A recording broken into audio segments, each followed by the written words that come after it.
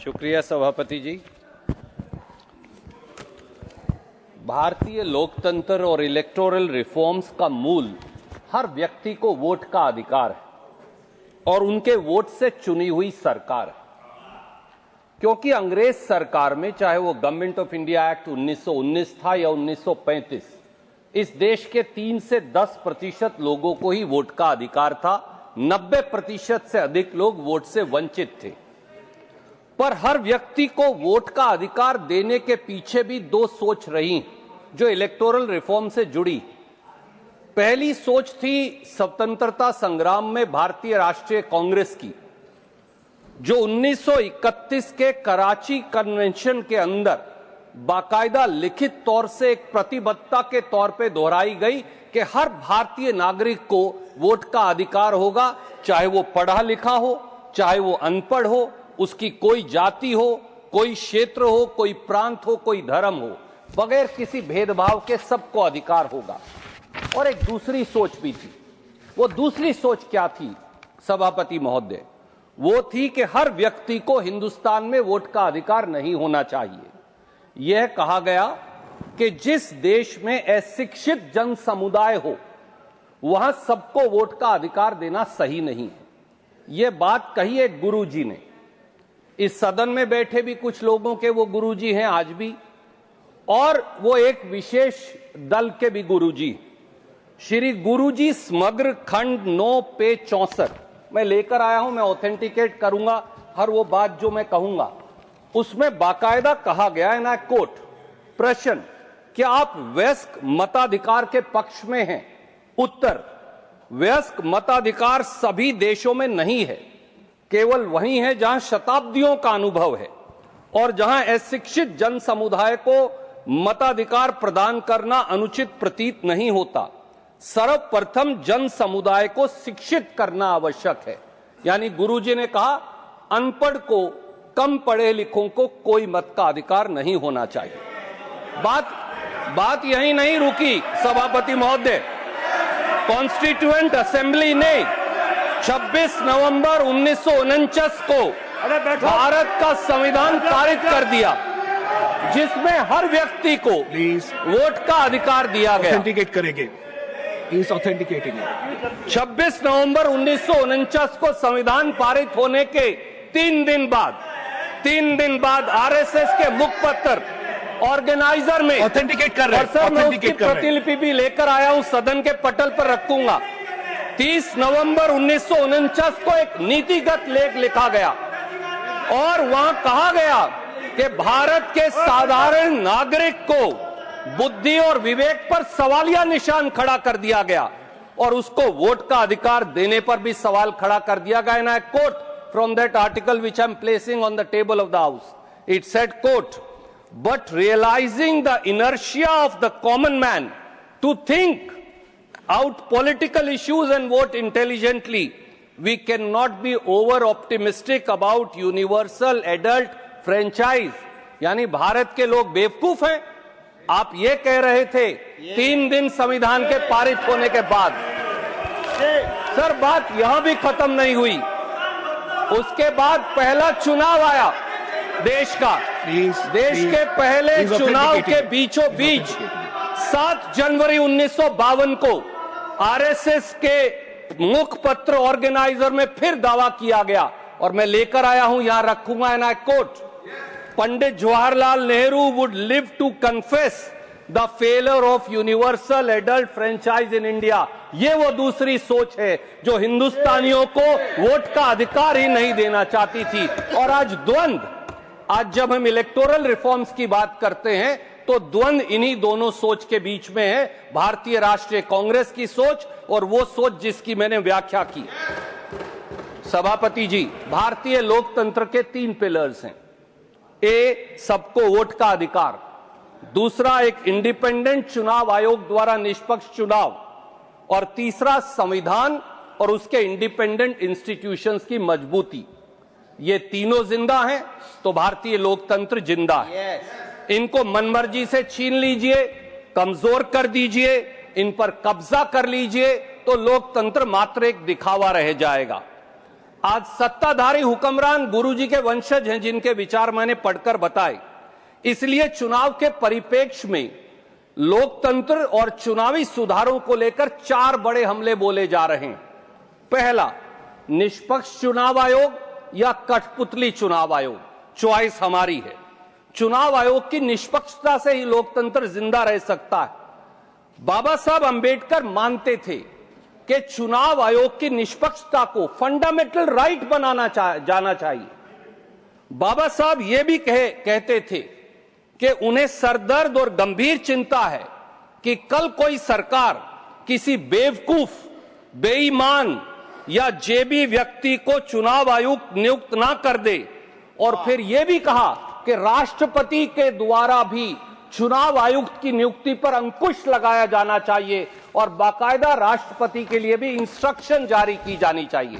And I coat sir, and I coat and I place it on the table of the house, 15th June 1949, Baba Saheb Ambedkar, quote, "Now with regard to the question of appointment, I must confess that there is a great deal of force in what my friend Professor Saxena said, that there is no use making the tenure of the election commissioner a fixed and secure tenure if there is no provision in the constitution to prevent either a fool or a knave or a person who is likely to be under the thumb of the executive." I do want to confess that this is a very important question and it has given me a great deal of headache, unquote. That's Baba Saheb Ambedkar for you. और sir, बात यहां खत्म नहीं हुई। जब मामला supreme court में गया कि नियुक्ति कैसे हो, तो सुप्रीम कोर्ट ने अनूप बर्नवाल केस में यहां तक कहा कि कल को अगर पार्लियामेंट कानून भी बना दे, पर अगर वो कानून ऐसा हो जो फिर एक जेबी चुनाव आयोग की नियुक्ति करे, तो वो स्वीकार नहीं किया जा सकता। And I again quote para 301 of the supreme court. He said, "The founding fathers clearly contemplated a law by parliament and did not intend the executive exclusively calling the shots in the matter of appointments to the election commission. A law couldn't be won to perpetuate, and I draw your attention, to perpetuate what is already permitted, namely appointment at the absolute and sole discretion of the executive." And then para 308. Each time on account of, and then they quote Baba Saheb, "knave in the words of Dr. Ambedkar, or again in his words, a person under the thumb of the executive call the shots in the matter of holding the elections, which constitutes the very heart of democracy. Even formal democracy is not realized." Supreme court ने कहा, अगर ऐसा कानून बनाओगे जहां जेबी चुनाव आयोग बनेगा तो लोकतंत्र, प्रजातंत्र खत्म हो जाएगा। और सर, बात यहां भी खत्म नहीं हुई। सुप्रीम कोर्ट ने चुनाव आयुक्त की नियुक्ति के लिए chief justice, prime minister, leader of opposition की कमेटी बनाई। इन्होंने क्या किया? कानून बनाकर, मैंने तब भी कहा था इसी सदन में, एक जेबी लोकपाल की नियुक्ति की कमेटी बना ली। प्रधानमंत्री जी, माननीय अमित शाह जी और leader of opposition. Constituent assembly की बात को इन्होंने नहीं सुना। डॉक्टर बाबा साहब अंबेडकर के चिंता को नजरअंदाज करके फेंक दिया और सुप्रीम कोर्ट के फैसले को भी पूरी तरह से नकार दिया।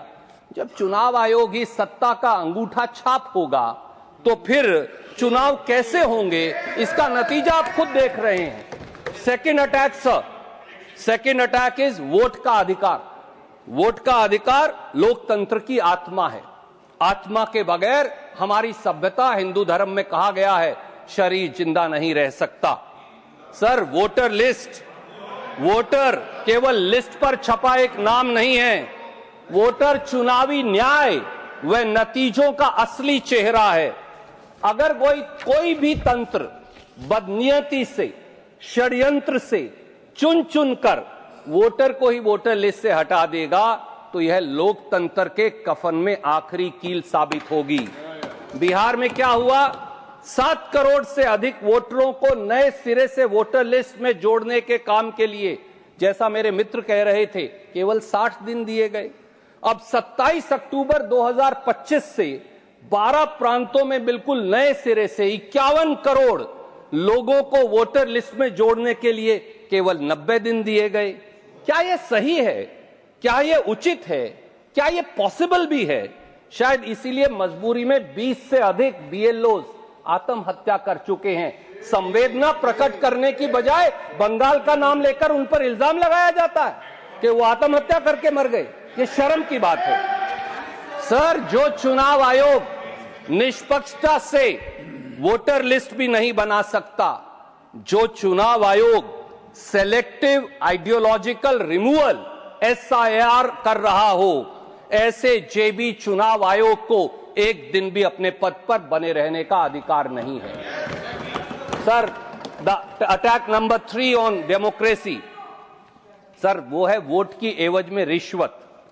सर, मेरी पार्टी का और पूरे सदन का, मुझे विश्वास है कि मेरे सामने बैठे साथियों का भी डिस्ट्रीब्यूटिव जस्टिस में विश्वास रहा है, यानी संसाधनों का न्यायोचित वितरण।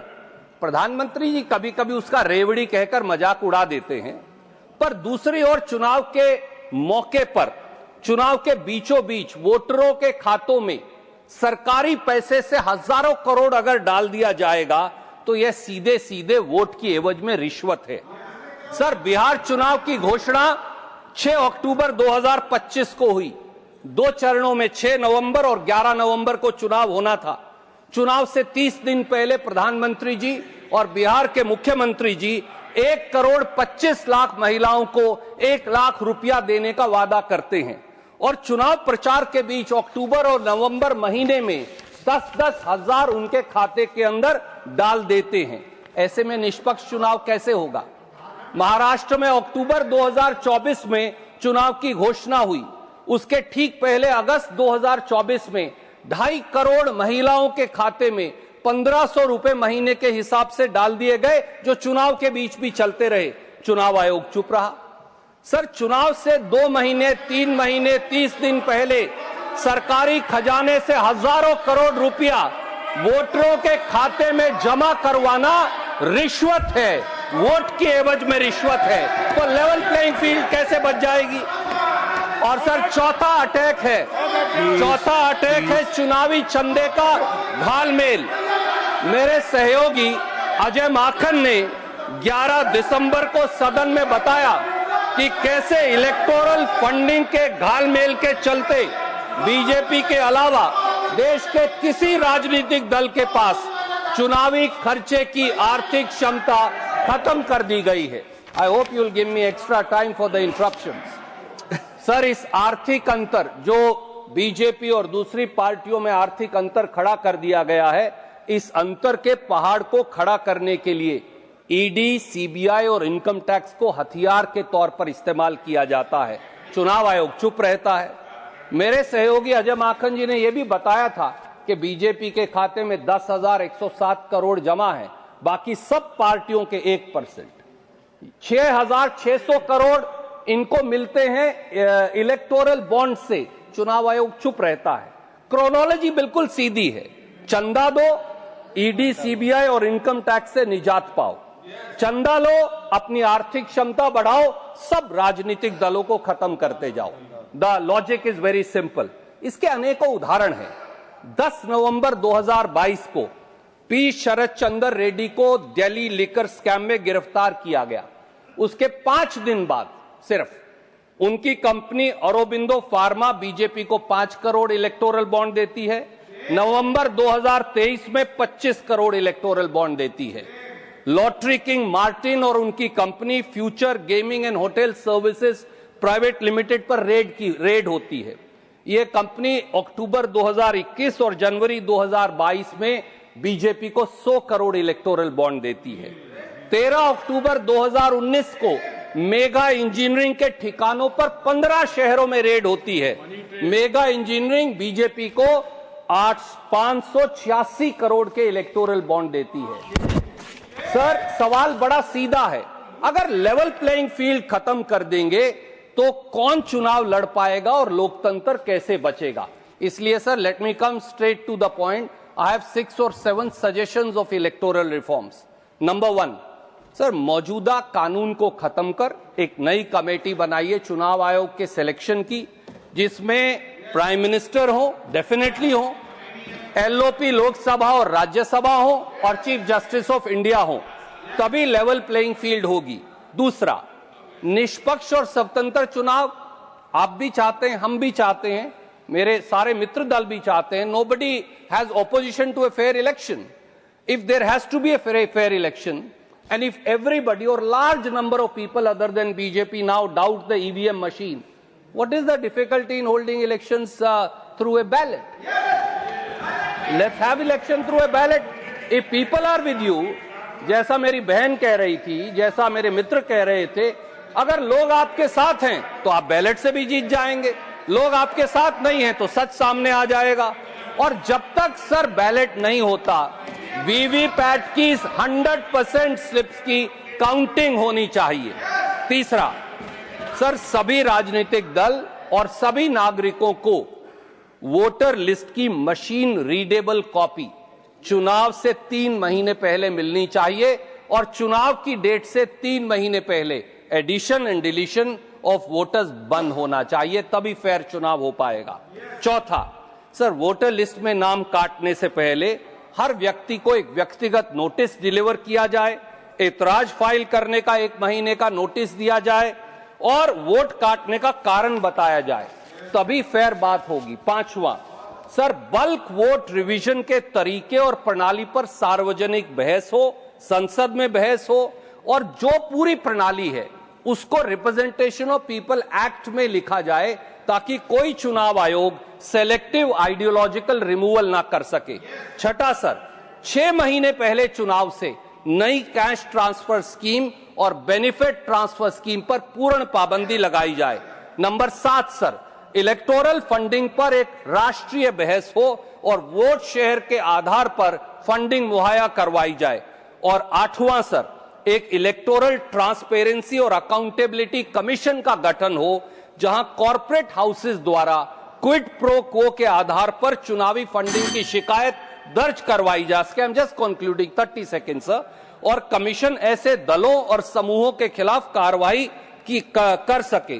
सर देश में लोकतंत्र बचाने का यही तरीका है। बहुत लोग कह देते हैं कुछ नहीं हो सकता, मैं आज ये कहता हूं, मानते हैं अंधेरा बहुत घना है, पर अंधेरे को चीर दिया जलाना कहां मना है। 5 second sir, I am concluding.